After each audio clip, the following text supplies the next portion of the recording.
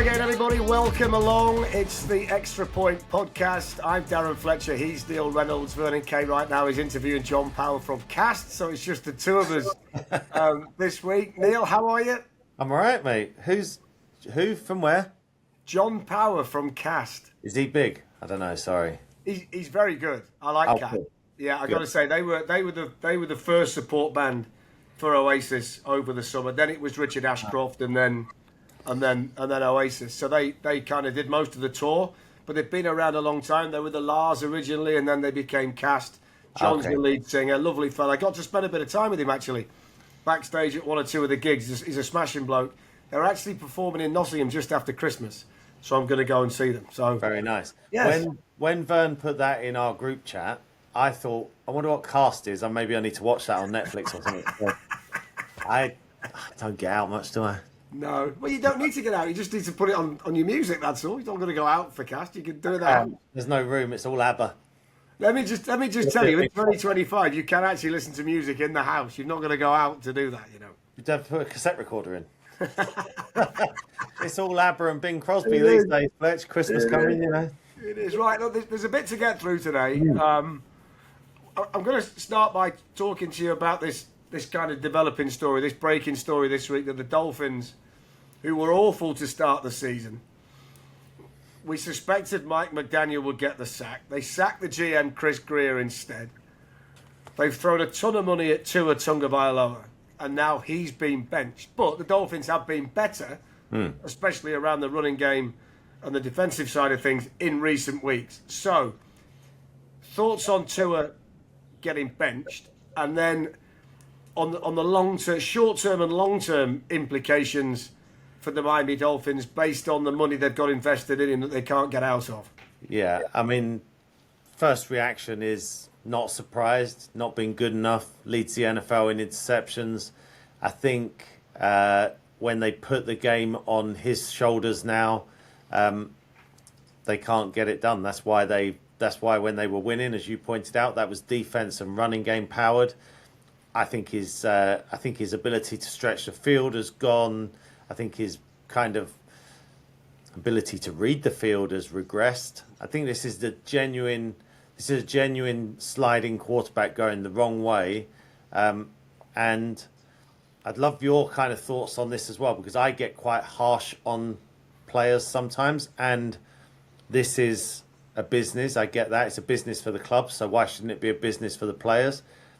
I was in Baltimore when they got hammered at home against the Ravens with, my road trip with Elite Sports Travel. And that was a thing that was raised among the fans that were on the trip with us, was like, well, he doesn't look that bothered. And I did say, well, he's going home to a $53 million per year lifestyle, and some athletes aren't bothered. Some play the game just because they're good at playing the game. Then he's joking around with Jalen Ramsey after the game in Pittsburgh. He's laughing on the sidelines with 2 minutes left. I'm not expecting him to cry buckets of tears, but I just think that adds to the whole kind of picture that fans have got now of Tua. Yeah, I would go along with a lot of that. The angle I would look at, though, I think he should have retired due to the concussions. I just don't think he should still be out there. He's not a 10 player. No, I don't know whether he's a little bit gun shy, for want of a better phrase, that he knows the severity of the injuries that he suffered, and he knows what the long-term implications of that is. And we don't know even now how seriously that's going to affect him down the line. Right. I think there was enough of a message sent to him in terms of his health. Excuse me. My health. No, I've got a frog in my throat. A serious message was sent to him with regard to his health, which he chose to ignore. Yeah. But he's a different quarterback now than he was then. And I think it's like anything else. If you're a boxer and all of a sudden you get knocked out, you know you can be knocked out. And you fight differently. If you've never been stopped, you fight differently than if you have, because you know what the consequences are. So I think there's part of that. I think it's affected his confidence on the field. And I also feel that,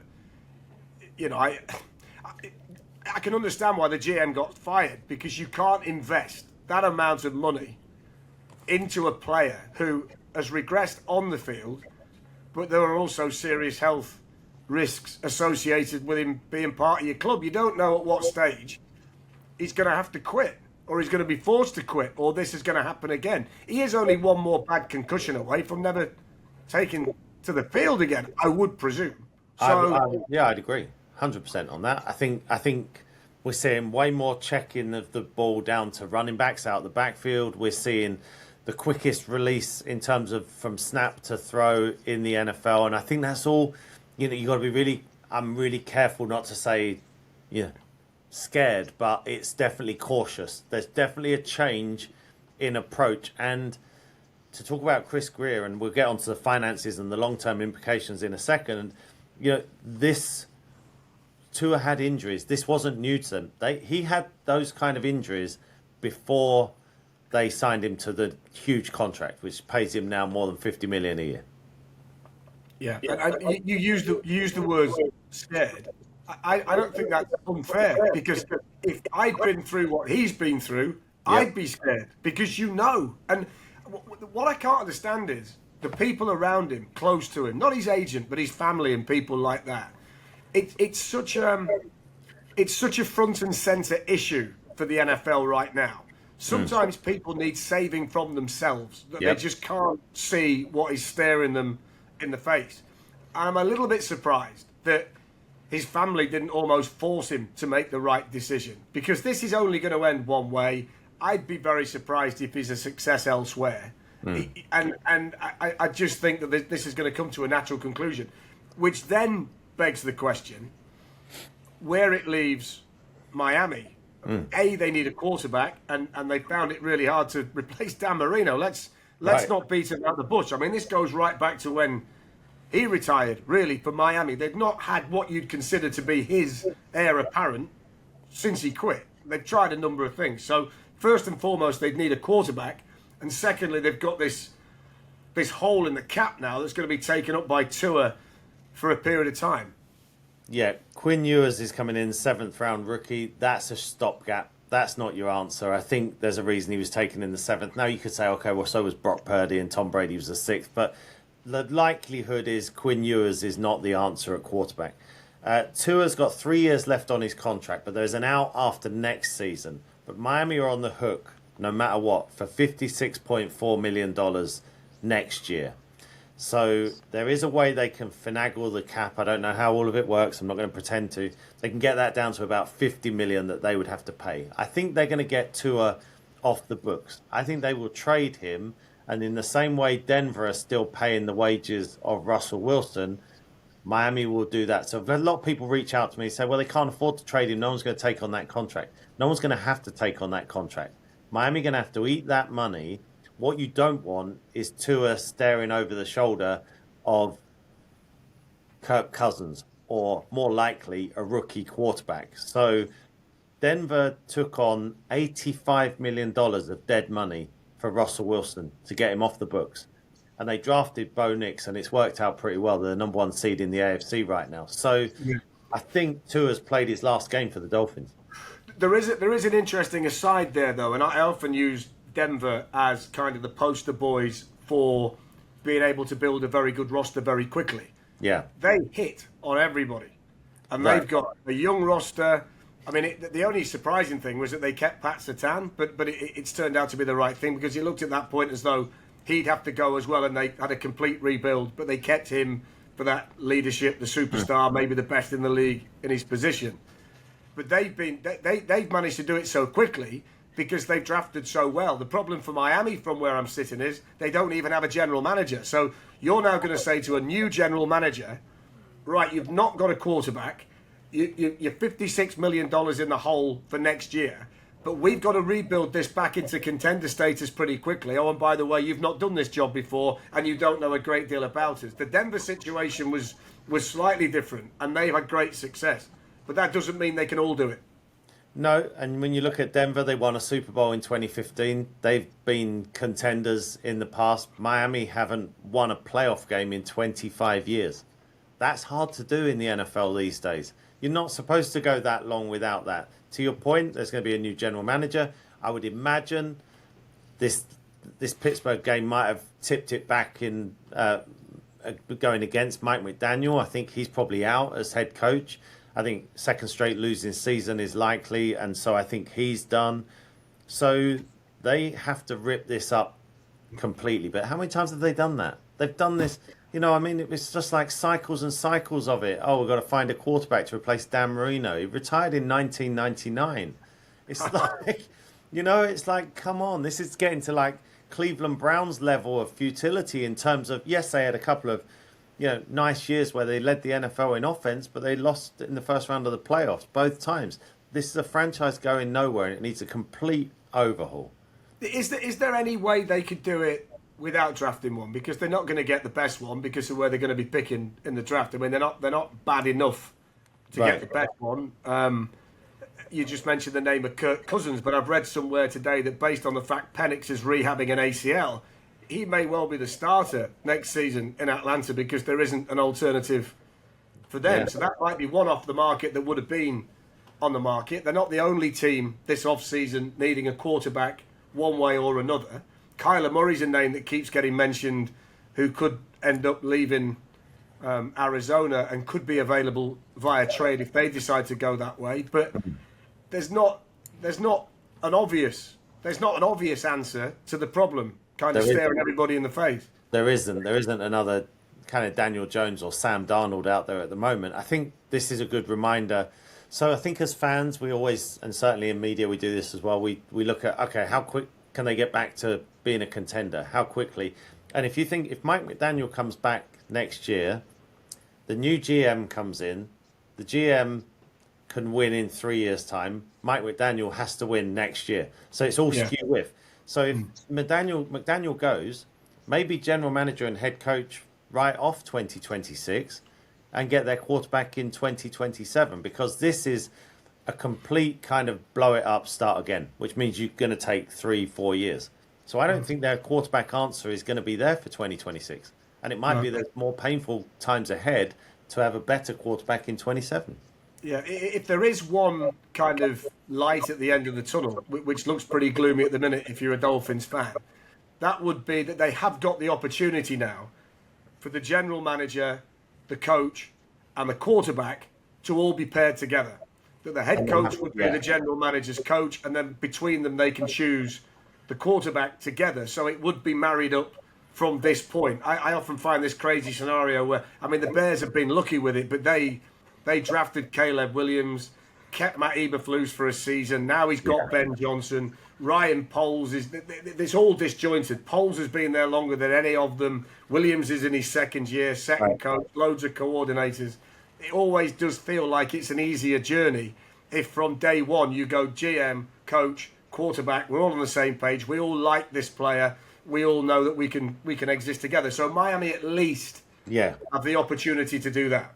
They need to get on the same timetable and find a different approach. Toughen this team up. Too many years this team has been soft, and I know it's gone through different coaches, but the end result has been the same. I don't think this would ever happen, and I think it's probably his time has passed them by, but a Rex Ryan is exactly what this team needs. Somebody who says, we're going to punch you in the face, and we're going to be tough, and we're going to run the ball, and we're going to play defense, and we're not going to mind playing in the cold when our three teams in the division play in the Northeast. So they've got to find a way to toughen up. The only Super Bowl they've won in my lifetime was Dan Marino in Ace Ventura. Yes, very good point. The Philadelphia Eagles. It's great. Very good point. And by the way, the only one they've played in your lifetime is when he was up against Joe Montana and the 49ers. I mean, that's a hell of a long time ago. That's pre-85 Bears, for crying out loud. I mean, that's a hell of a long time ago. It didn't work out. Yeah. So we'll watch this space. As we did on Inside the Huddle a few years ago, in the next couple of weeks, we might give Neil the opportunity to change allegiance once more. We did it a few years back. He drew the Houston Texans and decided to stick with the Dolphins. How's that gone? Not great. And do you know what, Fletch? I laughed to myself. I was when we went on the Extra Point podcast trip, you were in LA, then we were all together in Vegas. You remember I went on with some of the group to Houston. Yes. What an atmosphere in Houston. I had no idea about that fan base. It was electric. They beat up Josh Allen, and I was sitting there thinking, oh, I could have had this. I could have been in the full gear. He could have had the shirt on and everything. But, well, there you go. You'd have had CJ Stroud for the foreseeable future and a fantastic defense and a good head coach. So, And by the way, if you're a Dolphins fan again, they're another franchise that turned it around quickly.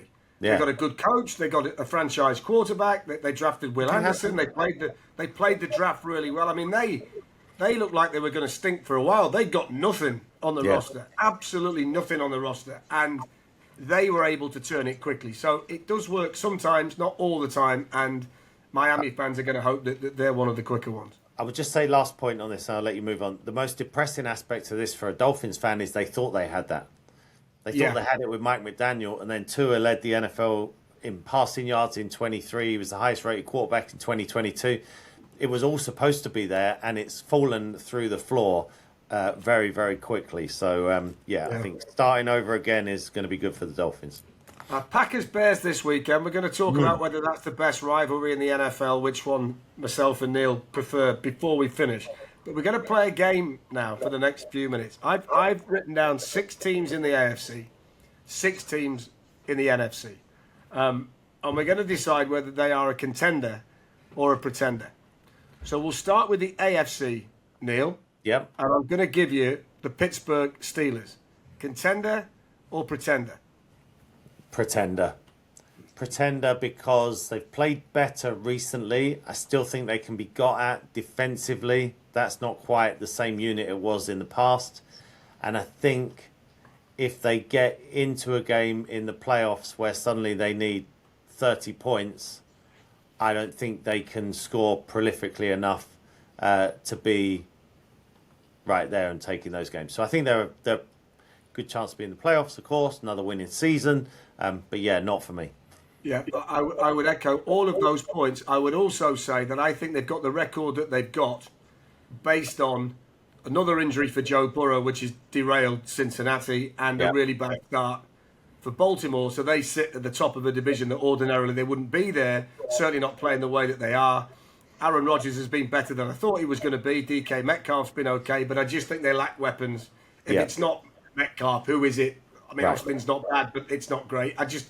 It just feels to me, and it's the maddest thing, that if you've never had a losing season, how you could even think about sacking a coach. But it just feels like it needs freshening up in Pittsburgh, that it's always going to be this. I can't ever expect Mike Tomlin to catch lightning in a bottle and win a Super Bowl from here. He's just going to keep doing it. They're going to win between 7 and 9 games for the foreseeable future. I mean, that's just going to be there forever. And unless they... And he could walk out the building having never had a losing season and lose his job. And most franchises would give their right arm to never have a losing season during a head coach's tenure. But it does, to me, just feel like it's time. It's time. It's freshening. It's just been the same for so long. It's the same message. They're about where we just kind of, when we went through some of the players, they're just decent, but they're not going to be a contender. No, so barely a pretender. I would say barely a pretender, only based on the number of wins that they've got. Next up in the AFC, the New England Patriots. Now, I'm not necessarily sure we wouldn't have a different conversation prior to the second half against Buffalo. If we'd have recorded this at half time, I think I might be saying something else. But I'm going to let you go first. Contender or pretender, the New England Patriots?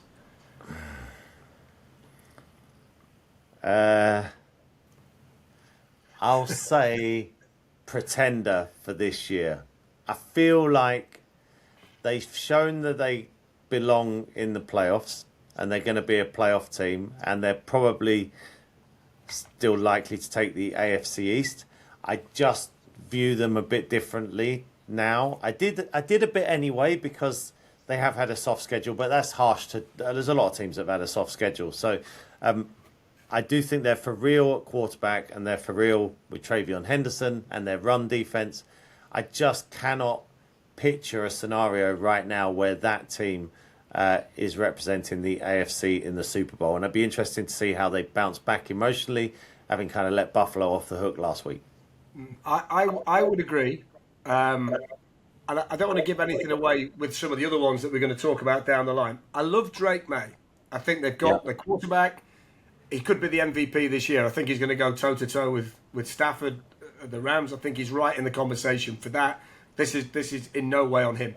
I'd like to see him with a better receiving core. I'd like to see him with a better tight end for a start. And I think they're going to miss the left tackle come playoff time. Will Campbell, I think that'll be a problem. But I'm a bit of a purist. If you said to me, right, it's the AFC Championship game, and I don't care where it's being played, but it's Josh Allen against Drake May, I just don't think Drake May's ready to win that game yet. So, and he wasn't last week, was he? He had the ball with 3 or 4 minutes left with a chance. Buffalo's comeback relied on defensive stops as well. It always does. You've got to get the stops and score. As Buffalo did, they scored on every drive almost in the second half. But then the ball was still in Drake May's hands. And I remember saying to the guys on Sky, 3.5 minutes left. This is it. Down by 4. Josh Allen at home to win the division. This is the legacy bit. I know it's young in his career, but it was a big defining moment. It didn't happen. So, yeah, Josh Allen, what he did to New England, it won't be the last time he does that to a team, but I just think it still shows there's a bit of a gulf there. Yeah, I'm going to go pretender as well with New England, but a stronger pretender than Pittsburgh for me. Right, Denver, top seed in the AFC right now, Super Bowl winning head coach in Sean Payton, fantastic defense, and Bo Nix just seems to fit. I mean, he's not a superstar. I don't think he's ever going to be a superstar, but he's got the ability to throw multiple touchdowns in a game. Are they a contender or a pretender, Denver? They're a contender, and even stronger for me after the game against Green Bay. So that was the one, I think, that was what we were waiting for. They'd had 11 wins going into that game, 9 of them by 1 score. They were guilty of playing down to their level of the opposition. They had the horrible game at Tottenham against the Jets. They scrabbled around on Thursday night football against the Raiders, just winning that game barely. But this was the defense is, we know all about it. It's one of the best in the NFL. Head coach is proven. I think the bit that's now making me say, right, this team can kind of fly to the moon is what Bo Nix did against a good Packers defense. Now, they lost Micah Parsons late, but they were going toe-to-toe with the Packers before Parsons went down in that game. So if Bo Nix is now, and he threw 4 touchdowns to 4 different receivers, they don't have a superstar. Cortland Sutton's probably the biggest one, but they spread the ball around. To me, that now looks like a complete team. RJ Harvey, the rookie running back, has got 10 touchdowns. J.K. Dobbins does his bit. I think because we sort of haven't seen that from Denver for a while, I think people were kind of struggling to trust them. But that was a big moment, a big game for me last week against Green Bay. I'm going to give you 2. I agree with you, contender. I'm going to give you 2 other reasons that you didn't mention. The first one is on the playing side of things. I think when you get to the playoffs, which they're in the playoffs, and we know all about that. When you get to the playoffs, the big players win the games. Yep. It's very rare that you get some guy that's the second or third wide receiver who's the star of the show in the AFC Championship game. Right. Happens very rarely. I think in Patrick Surtain, they've got the ability to take away the best receiver against the team they're playing, and I think that's huge. When you get to that stage, if you can just kind of block off one side of the field and take away the number 1 receiver for the opposition, which he can, and he's possibly one of a handful of corners in the NFL that can do it. I think that's big for them because they get great pressure on the quarterback as well. They're a very fast defense. Everything's there. And then they've got the shutdown corner on the other side. So I think that's huge to be able to take away one of the main chess pieces for the opposition and just kind of eliminate them from the game. The other thing is I think they've got the biggest home field advantage in the NFL because of the altitude. Right. And that's huge. If they host the AFC Championship game, I think just being in Denver is a leveler. Even if Bo Nix is not quite ready, being there gives them that more of an advantage than other teams have when they play at home. Yes, some stadiums are noisy. Yes, you might get the weather. In Denver, you get the noise, you get the weather, and you get the altitude, which is a problem. Ryan Clark couldn't play there because he got a sickle cell issue. There are players who can't even play because they can't breathe in the altitude. So I think that's big for them. If they can get the inside track and play at home, I think that makes them serious contenders, let alone just contenders. Yeah, I just go back to Sean Payton in the summer was talking about all the teams he's coached year after year after year. And he said there's a handful the handful that I've coached over the years that I consider to be Super Bowl contenders, and this was in the summer, and he said this is one of them, and I think they're on track to be that. Yeah. So we agree on that. Contenders for Denver. Right then, this is an interesting one. The Los Angeles Chargers. Oh, no, this is interesting. I'll tell you why, because I'm going to say my first thought is pretender, but they are very, very well coached. To your point you just said about big name player can take over at some point. That can be Justin Herbert at any time, regardless, even with the offensive line issues they've had, him getting sacked 7 times a couple of weeks ago. And I'm really struggling with this one. But yeah, this is a good one because that's made me really kind of stumble and mumble. Defense is brilliant. They can take over games, and they could be one of those teams that kind of ruins a season just when you don't expect it. It will suddenly be midway through the fourth quarter. You'll be like, oh my God, they just got another stop. Buffalo going out. It's that kind of defense. They like to get down in the mud and fight. So I think they've got a few too many injuries. I don't think they've got a massive difference maker at wide receiver. So I'm going to say pretender, but they are very, very close. Very close to being a contender. This is the first disagreement that we have. I'm going to say contender. Okay. And I would be saying an even stronger contender if they get the tackle back, because I think that's big. So, but I think playoffs, coach quarterback. Give me the coach quarterback combination. Yeah. I think this has always been the mismatch in the AFC between Sean McDermott and Josh Allen against Andy Reid and Patrick Mahomes. The weakness there is Sean McDermott. Of the 4 people, he's the weakest. I look at Jim Harbaugh and I look at Justin Herbert and I love the combination. And I think because of the players that they've got and because of the head coach that they've got, they can play whatever brand of football they need to play. They can be a chameleon in the playoffs. If they want to control the clock and run the ball, they're built to do that. If they need to put the ball into Herbert's hands, then he's perfectly fine to do that. So I think there's a multitude, there's a multiple ways that they can win the game. I love Harbaugh in the playoffs. I just think he's an advantage. He's worth a few points. In a playoff game. So I'm going to say that, and there's always one that kind of this is the one that I think is the unfashionable contender. I can see it. Yeah, I'm gonna go for that Herbert Harbaugh axis as the reason why I can actually put a bit of hope into these people. Nice. Okay, so contender for me. Right, the next one, the Buffalo Bills. Contender or pretender? So contender because of what you said a few minutes ago. Josh Allen, difference maker, can put the cape on, can change games in an instant, can take over, can carry a team to victory. Now, if I was going to argue, if you said to me, you have to argue they're a pretender, you know that thing on American TV where they make you pick a side and you have to argue.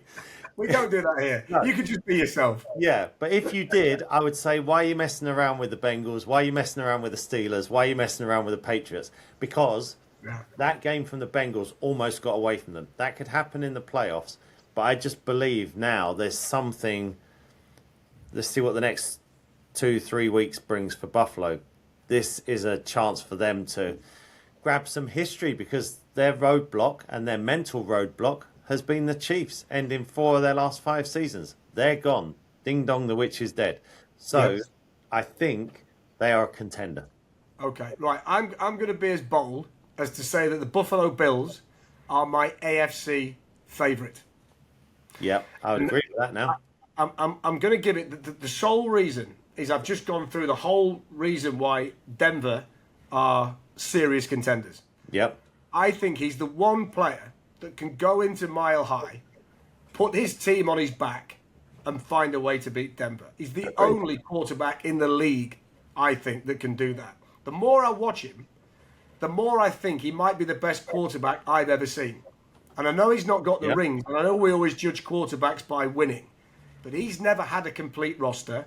He's never had an elite head coach, and he's had a lot of things against him, but he constantly gets to the point where he can't get any further.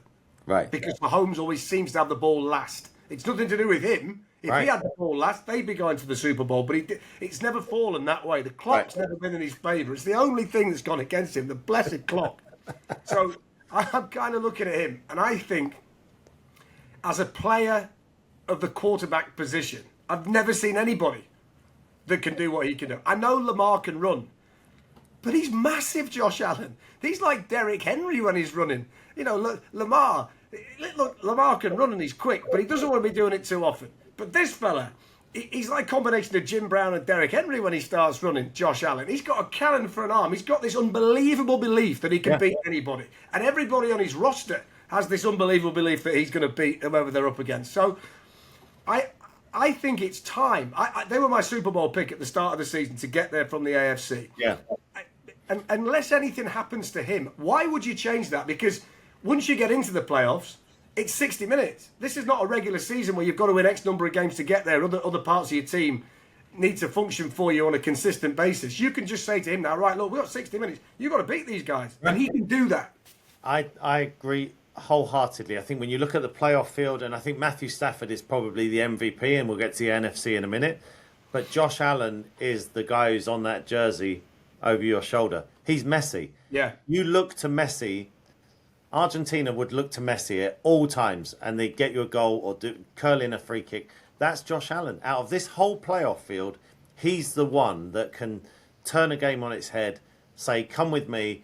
What, you can't walk alongside me? Climb on the back then. I'll carry you guys. Get on. I've got this. That's what he is. He's truly special. I think your point about greatest we've ever watched, I think we're watching a new style of quarterback, and I think that's a fair statement. It is different from the Brady days. It's going to look different. It's going to feel different.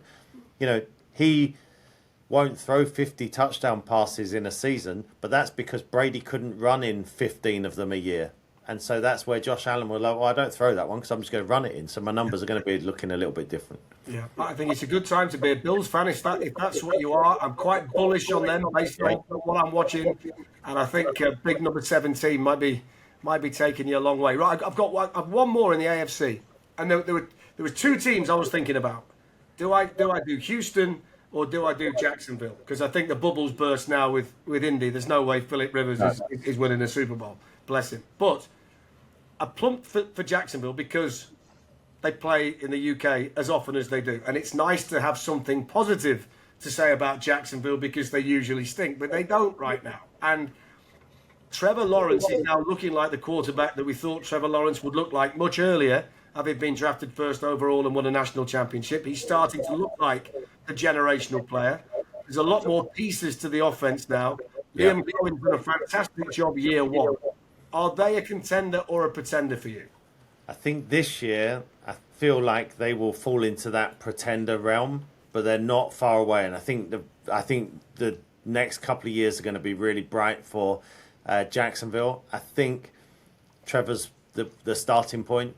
I think Trevor and quarterback, head coach, like you said, Trevor Lawrence, Liam Cohen. Trevor's showing, certainly the last 3 weeks, no interceptions, showing the physical skills have always been there. He's just been careless with the football.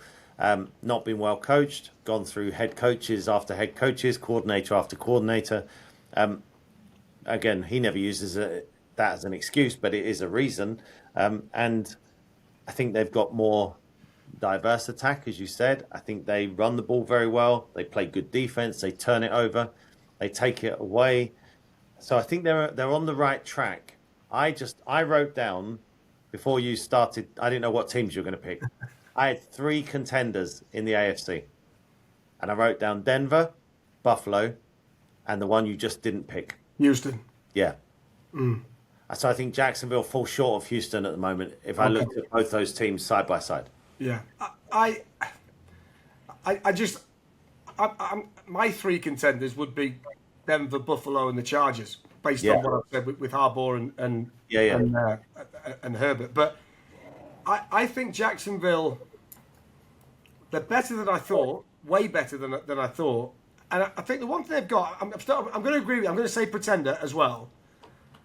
But I think momentum at this stage of an NFL season is big. And they've got as much momentum as anybody right now. They're getting better week on week. And I think that can carry you a long way and might just win you a playoff game that you're not supposed to win. So I think that I might change my mind on them in a couple of weeks. They've got a couple of big divisional games to play, which will tell us a lot. If they come through those with flying colours, and Lawrence continues the consistency, he's the kind of talent that can go out there and throw 5 touchdown passes in a playoff game because he's done it before from behind.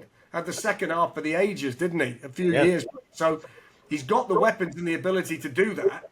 Whether he will, I don't know, which is why I'm going to put him into pretender. Yeah. But I would have them as a stronger pretender than New England and Pittsburgh at the moment. So they'd be my 4th, I think, of the AFC teams. And I like them a little bit more than Houston. Just a little bit more than Houston. The beauty of this AFC, I feel like the AFC probably more than the NFC. All those teams, pretenders and contenders there. Yeah.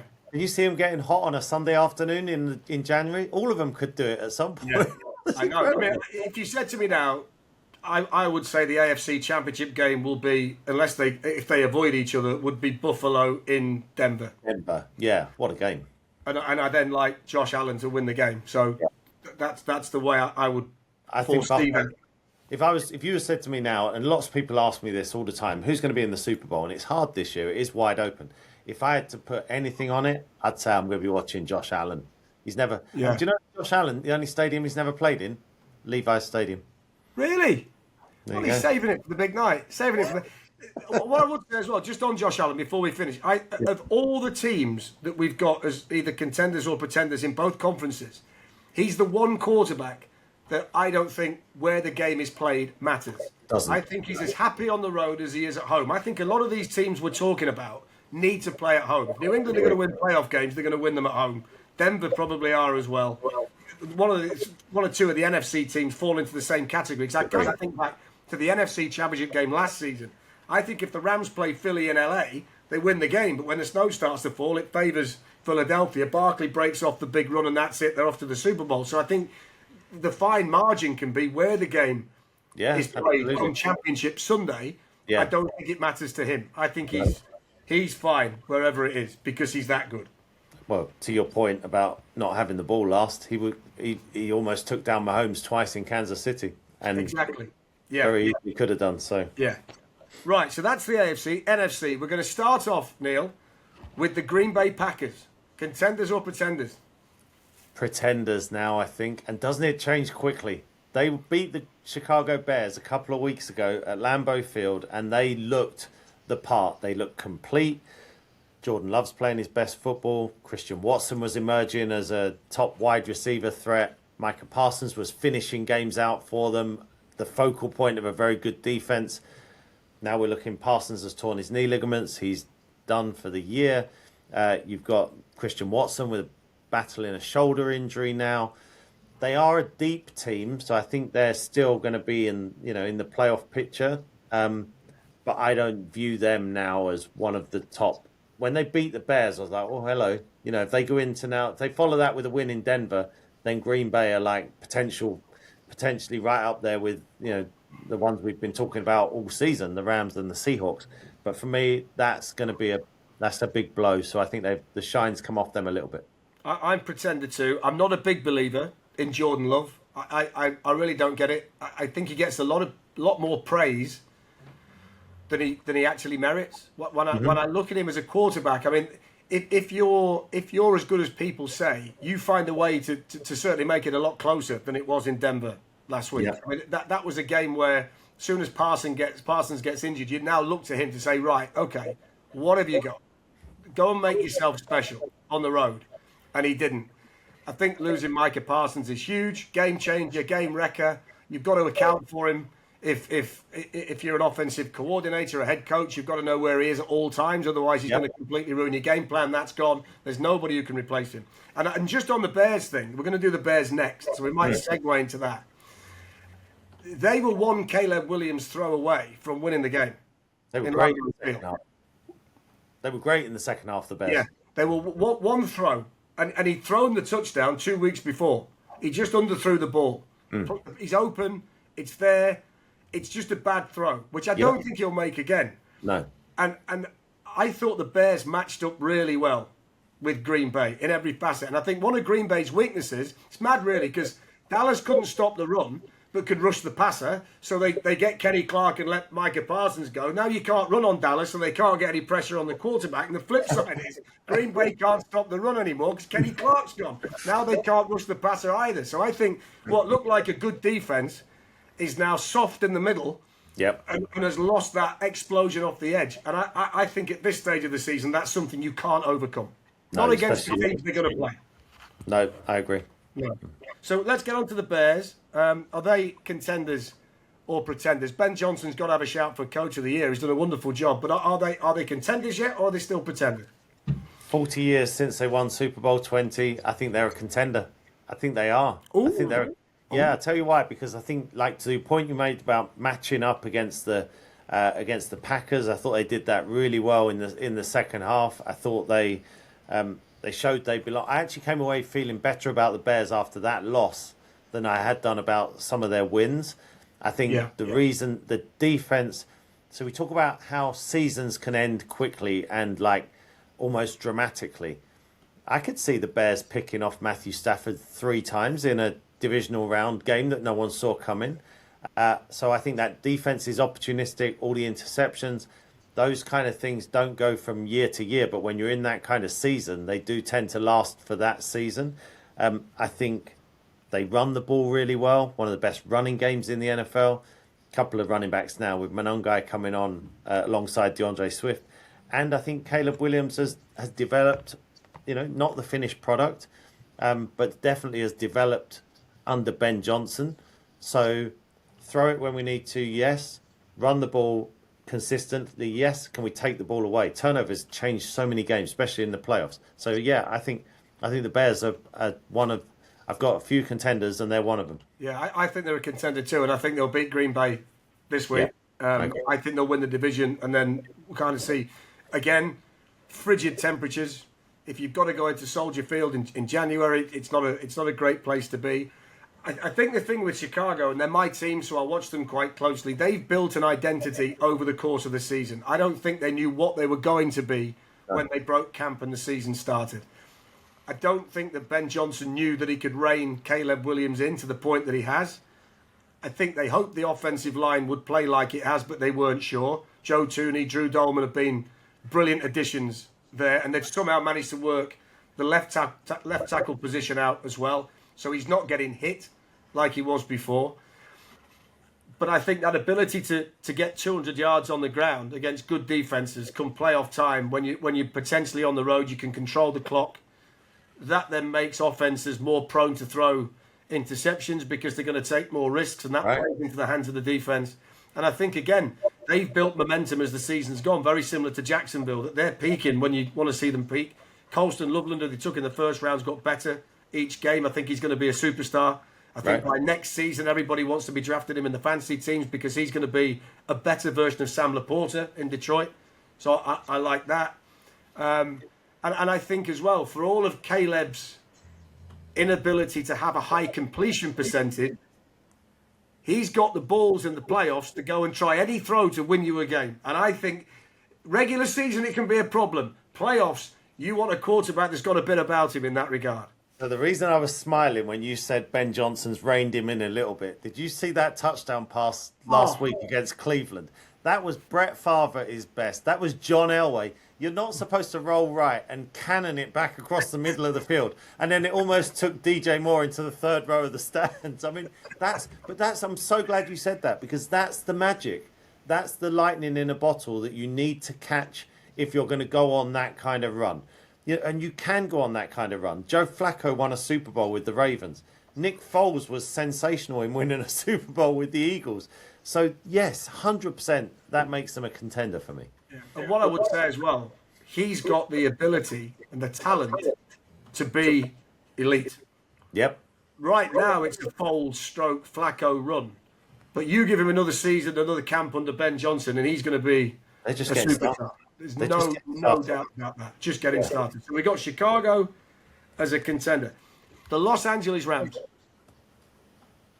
Best team in football. Yeah. Yeah. Still contender. The only thing would be, obviously, whether injuries strike at any point. We saw Devontae Adams pull up last week with the hamstring. Now that's not going to wreck his season. He's not going to be out for very long, I don't think. So I think contender, few reasons. Obviously, Matthew Stafford, MVP, front runner, 30, coming up close to 40 touchdown passes.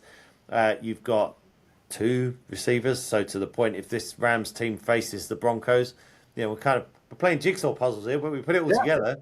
But you have to now, don't you? Because these are the bits now. One, just back to Chicago, one player we didn't mention was Jalen Johnson, who's missed most of the season. But he's their shutdown corner. He's their Pat Surtain. Yeah. The defensive backfield's been banged up in Chicago all year. But having him back on the field is important. But then you're talking about a Rams team that's got 2. Oh, so they got Puka Nacua, Devontae Adams. You take one of them away, you've got Colby Parkinson. You've got a double-headed monster at running back now, much like the Bears have in Kyren Williams, Blake Corum.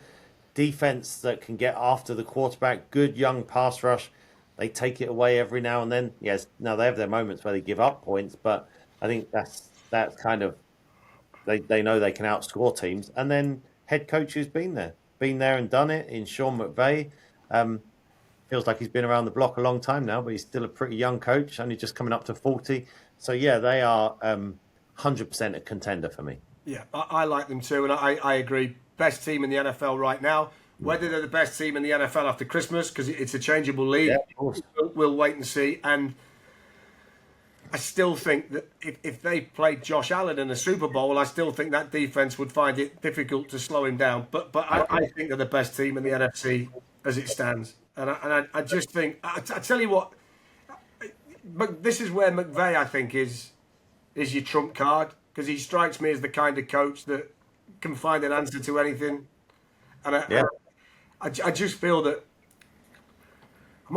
these might be famous last words. I just feel that Stafford's not going to let you down. But I think the only way the Rams can't get to a Super Bowl is if Stafford lets you down in a mad way. But I don't think he will. But I think if Stafford has a bad day, then they've got a problem. But I don't think he'll have the bad day. No, I think, and then that's why I kind of painted that scenario. A day where it all just goes crumbling down against a opportunistic Bears team or something like that. But I think Stafford is the word I use. He's just looked so in control. He's looked so in control. Nothing's looked too big for him this year. Everything's been calm, and he's just dissecting defense. It's mad to think he nearly didn't come back and play this season. He nearly wasn't the Rams quarterback last season. He's absolutely bonkers. Right, next one. As we record this, it's Thursday. And the Rams are going to go on the road into Seattle later. And I was in the stadium. You came and joined us. Yeah. We watched an astonishing game that went down to a missed field goal at the end. It was a knock 'em down, drag 'em out, high-quality NFL game. 2 good teams. Are the Seattle Seahawks a contender or a pretender? And the only thing I'm going to say before you start is I thought more highly of them until they played the Colts last week, and I don't know what that was. I couldn't work out why they couldn't do anything against that team. Phillip Rivers was throwing the ball 3 yards and they couldn't stop it. I mean, so look, they could struggle like hell against the Colts and 94-year-old Phillip Rivers last week. They could quite easily beat the Rams, who we've just said are the best team in football on their own field, a little bit later on tonight. So where are you with them, contender or pretender? I think this is the reason this conversation is being had for teams like these. The Rams are easy, aren't they? They're easy, but this is a tricky one. So this is, to me, I'm going to say, because they're 11-3, they're very powerful on the defensive side of the ball, one of the most fearsome pass rushes in the league. They have been good for the most part this season on offense. I'm going to say contender, but I'll tell you why it's so close to being a pretender. I almost said pretender. Sam Darnold, 4 interceptions in that loss to the Rams. Do we completely trust Sam Darnold? And I'll just go back to the Colts game you mentioned. Didn't score a touchdown. The week before that against Atlanta, messing around for 2 quarters. Needed a special team score to kind of wake everyone up. And then the offense got going. This offense in 6 of the last 8 quarters has been completely bogged down. So I have some issues there, but I think in terms of complete team, body of work so far this year, if they find a way past the Rams, of course we're going to view them differently. But I still think they are a contender. But I have lost a little bit of faith in the Seahawks. What about you? Well, there's two ways for me to look at this. If they beat the Rams, and if they somehow manage to work their way into home field advantage through the NFC, then I think they're a contender. But I don't like Sam Darnold on the road in the playoffs. So I think it's as simple as that. I think they've got to end up with the best record in the NFC. They've got to host the NFC Championship game. I don't like them really going anywhere, whether that's into Chicago, whether it's into Los Angeles. I don't like Darnold on the road in the playoffs. And I think, again, you've talked about opportunistic defenses. The defenses are going to be keying on him because they're going to think, well, this is the way we beat them. And I also feel too, as good as he's been this year, if you take Jackson Smith and Jigba out of the offensive game plan for Seattle, I'm waiting to see who then steps in and carries the weight. Right. Walker's good, but he's not elite. Charbonnet's good, but he's not elite. The two running backs, they've not got a dominant tight end. They've not got a really good number two receiver. So I'm kind of thinking, if you're making Sam Darnold throw a ball into tight windows with a number two that can't really get a great deal of separation, it's a recipe for disaster. So I think they've got to be at home. And I think there are too many questions with regards to Darnold and things like that when it gets to that stage of the year. So we'll combine the words then. They're a critender. A critender, yeah. Or a frontender, whichever you want to look at. Exactly, they're an enigma at the moment. They are. But look, again, they've got enough, if it falls into place, to roll through the NFC play. Yes, keep what you said. It's got to be the right situation for this team particularly. Yeah. Right, the next one, two more to do in the NFC. The Philadelphia Eagles, the defending Super Bowl champions. So we know they can win a Super Bowl because we just watched them do it. Are they a contender or are they a pretender? They are a pretender who's going to get bailed out by a really nice, comfy, soft finish with Washington. They had the Raiders last week. The Raiders gained 75 yards of offense at 1.8 yards per play. That's turning into one of the worst teams we've seen in the NFL for decades. That's less of an average per play than Philip Rivers, who we just mentioned. I think they are a pretender because they lost 3 in a row before that. I think they'll get straight down the stretch, but that won't be against any quality opposition that kind of makes me believe. I feel like Jalen Hurts is too inconsistent. The biggest thing, though, is from where they were a year ago. Saquon Barkley was a running back who, by the end of the Super Bowl, had rushed for more than 2,500 yards. We've never seen that in NFL history. Now, you can say, and he said it, he said, they're trying to take me away. You don't think they were trying to take him away last year? Yeah. They 100% were trying to take him out of the game last year, and they couldn't. So, I think one of the big... I don't want to kind of keep going back to the Bears, but why the Bears are a contender for me and why the Eagles aren't, that Black Friday game sticks in my mind. Chicago dominated Philadelphia defensively. They're too inconsistent on offense. I think they've been saved by their schedule down the stretch, but I don't see them repeating at all. No, I completely agree. I don't think you get dominated like that on your own field. I mean, they were dominated physically. The Bears ran all over them. I mean, if you would have changed the helmets, you would have thought, oh, okay, because that's what Philadelphia should be doing to other teams. Barkley's I don't know what's happened there. No idea whether he's carrying an injury that nobody knows about. I have no idea. The only thing, and I'm going to say contender, right? Because of the talent that they've got. If it falls into place at any stage, A.J. Brown, Devontae Smith, Dallas Goedert, a good offensive line, a Super Bowl winning quarterback, Saquon Barkley. I mean, they can score on anybody if it falls into place. I have an issue with the head coach. I have an issue with the coordinator. There's something not right there. But they are better than what we've seen. They are. Yeah, they are. They have everything. But you just kind of say, well, come playoff time, do the superstars wake up? And do they find a little bit more? And do they remember what they did last year? Because if they do, they can win it. Yeah, I can see that. I think that you can make a case they've got the best roster in the league.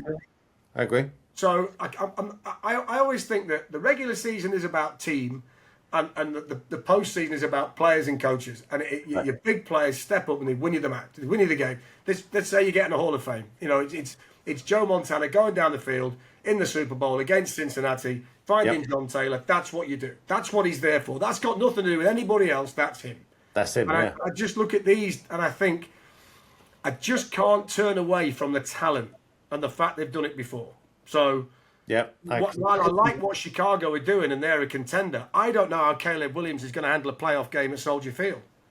But I know how Jalen Hurts is going to handle a playoff game either on the road or in the league. So I'm going to say contender just based on the fact that if they do find it, then everybody else is going to find them hard to beat. Yep.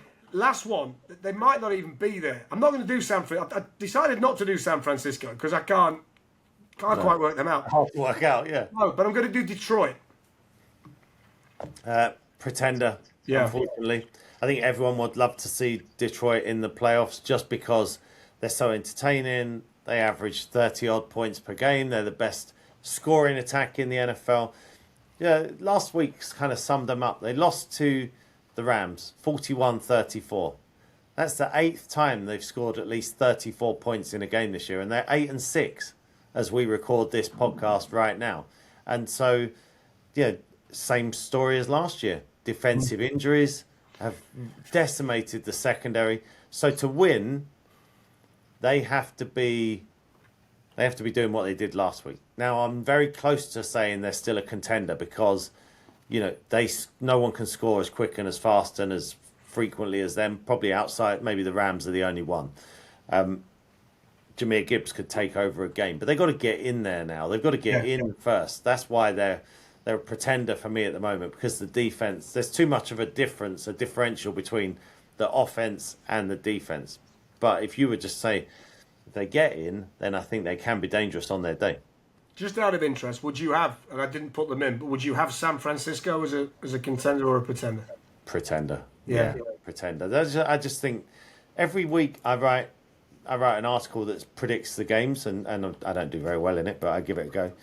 But every week I'm like, oh, goodness me, the 49ers had the Titans last week. Now they've got the Cardinals or the Saints or the Giants. You know, they have, and I know a lot of teams have to do that. They have to play differing schedules, and, you know, you can only beat who's in front of you and all of that. But they are not, they've got first round playoff exit written all over them to me. This credible what they've done with so many injuries, and they're, especially on defense, they've lost key players at every level. I just don't see them as one of the best teams in the NFL. I tell you what's fascinating, you know, because going back to Chicago that we spoke about, they finish with Green Bay, San Francisco, and Detroit. Wow. Now, I don't know whether that's a good thing, that if you win those three, you're flying going into the playoffs, or whether you take that much out of yourself to win the three, that you've not got quite as much left as you need come the first round of the playoffs. I certainly think we'll know a hell of a lot more about them after that 3-game stretch. Yeah, because I think Philadelphia play Washington and the Giants either side of Buffalo, so you're going to feel like pretty good. You're going to get two of those three. Do you suddenly go in feeling better about yourself? Yeah, it is tricky. The NFL does a great job of kind of loading up schedules at key times to get people. I mean, look at the AFC South. They've got a little round robin to finish off, haven't they, to decide the division with Houston, Indianapolis, and the Jags. So I mean, the NFC South, Tampa, and there's not a lot to talk about in the NFC South, but I noticed you didn't include any of those two. I was struggling to get them into pretender category there. I mean, when Carolina's leading your division, I mean, I wouldn't even put the question, are they a pretender or a contender? Because the answer would have been neither. Let's just move on. Bucks and Panthers play each other twice in the last 3 weeks. I'm kind of sat there thinking, the winner of that division will both of the two that can win it will have both lost to the Saints in the last few weeks. So it's like you can't lose to the Saints and do anything in the playoffs. So I don't think that's going to be in our best rivalry in the NFL conversation, is it? Yeah. Well, let's finish up on that. So we've done the contenders and the pretenders. Whether you agree with us or disagree, that's the way we see it. My strongest two in the AFC are the Broncos and the Bills. My strongest two in the NFC are the Rams and the Bears. So they would be my two championship games if the paths. Yeah. So for me, it would be, I feel like now it's Buffalo and Denver, and then for me it's the Rams and the Bears. Yeah, we agree. Yep, We agree. Yeah. Bears Packers, Soldier Field this week. Oldest rivalry in the NFL. It was the game that marked the start of the 100-year season and all that. Great rivals down the years. Is this the best rivalry in the NFL? Is it your favourite rivalry in the NFL? So it's certainly it's certainly probably my favourite. That and Pittsburgh, Baltimore. So other rivalries come and go, don't they, based on whether the teams are good or not. You know, Indianapolis, New England was a good one with Manning and Brady. The 90s, it was always about the 49ers and Cowboys. Whoever won the NFC Championship game went on to win the Super Bowl. But some have got to stand the test of time. So to me, that's Baltimore and Pittsburgh because they've been through so many different iterations and they always seem to be one-score games. But I think something does hit different when it's the Packers and the Bears, and I think Aaron Rodgers added to all of that spice over the years. And look, it stood the test of time. So I'd say very close would be Baltimore and Pittsburgh. Yeah, I would echo that. I was always a big fan of the Cowboys Redskins rivalry because I got into it in the 80s. Yeah, so that was. Some were all Madden on the commentary. Yeah, it's not the Commanders and the Cowboys as it is now has not quite got the pizzazz, but that was always a great game. I remember the famous scene of RFK bouncing when they played Dallas in the playoffs, and Riggins had a big game. So I like that one. And one of the more modern rivalries that never lets us down is the Chiefs and the Bills. I love it when those two play because you get Mahomes against Allen, which is it's just a guarantee. It's like when it used to be Brady against Manning that you mentioned. Yeah. You knew what you were going to get. I mean, neither quarterback wasn't going to be at his best for that game because it's not just a battle of the two teams. It's you against him on national television as well. So I feel like back in the day when we first started watching, though, rivalries involved a fair amount of hatred for each other. Yeah. I feel like now it's a lot of respect for each other. Yeah. I remember that in the 85 season, Chicago turned up to Lambeau Field. Mike Ditka mentioned it in his book. And when they walked into the locker room, there was manure out of the bag in the middle of the floor in the Bears locker room. You imagine that. You imagine Man United turning up at Anfield, and there's horse shit in the middle of the dressing room. Well, they walked in. They walked in, and their dressing room had a sack of horse manure emptied in the middle of the room. Wow, well, that was some bad blood back then between those two. Remember Charles Martin picked up Jim McMahon, threw him to the ground, separated his shoulder, had his name on a towel, didn't he, with all of that? Yeah. One of many. It was a hit list. I mean, I don't know how he thought he was ever going to stay in the game to do anybody else. I mean, he got a list of them, and as soon as he did McMahon, he was gone. But yeah, that's this weekend. And again, a good marker for what we might see. And I think that's going to be really informative this week from a Green Bay perspective to see how they are minus Watson and particular Parsons on the other side. So yeah, no, absolutely. Did they not lose one of the tackles as well last week? Green Bay, did they not lose one? I think they might have a key line last week as well. Yeah, so it's a good chance to see if they can. Yeah, because now when all those things happen, then it becomes even more on Jordan Love. So yeah. Well, look, I've really enjoyed that. That's great. Yeah, it was good. Good fun, that. Sorted the NFL. That was going well with John Power. We've done the power rankings, haven't we? There we go. We've done the power rankings. All right, mate. Good stuff. What have you got this weekend? What's the main game on Sky this weekend? 6 o'clock, Bucks Panthers. Right, well, it matters. It matters. Well, it's for first place in the division. Yeah, and then I think this is a real test. The 9 o'clock game, Jacksonville at Denver. So Trevor Lawrence is going to get a real test against that Broncos defense. Again, if they win in Denver, we have to say Jacksonville are contenders. Yeah, you can write you can change narratives quickly at this stage with heavyweight games like this. So yeah, big games coming up all the way. Well, have a great weekend, mate. Will do. Newcastle, Chelsea for me, Saturday lunchtime. And then I'm going to wake up first thing Sunday morning and I'll have recorded the Bears and the Packers and I'll be watching that to get Sunday off and running because that's the early hours of Sunday morning, Saturday night in the US. So I'm looking forward to that. I won't make it live. I'm going out on the lash. I'll be in no state to watch it, but I'm going to watch it Sunday morning. That sounds like a good Sunday. Yeah. Have a great weekend. Yeah. This has been the Extra Point podcast in association with Elite Sports Travel. Thanks for taking the time to download it and to listen. And Neil and I, and hopefully with the big fella, Vernon Kay, will be back next week.